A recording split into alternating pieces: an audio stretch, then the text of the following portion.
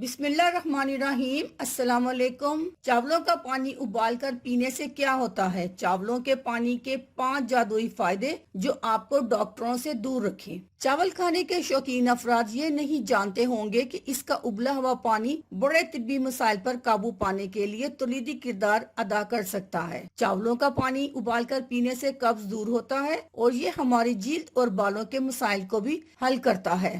आज हम आपको चावलों का पानी उबालकर पीने के 5 हैरतअंगेज फायदों के बारे में बताएंगे, जिन्हें जानकर आपको इतना फायदा पहुंचेगा कि इसे आप अपने रिश्तेदारों में बांटेंगे। नंबर 1, निजामे हाजमा के लिए चावल के पानी के इस्तेमाल से हाजमा भी दुरुस्त रहेगा। उबले हुए चावलों का पानी फाइबर से भरपूर होता है। इसे पीने से बदहजमी का मसला दूर होता है। नंबर 2, ब्लड प्रेशर का इलाज। चावल का पानी पीने से खून का दौरानिया दुरुस्त रहता है। इससे लो ब्लड प्रेशर का मसला दूर हो जाएगा। चावल की चोकर में नमक मिलाकर पीने से फायदा होगा।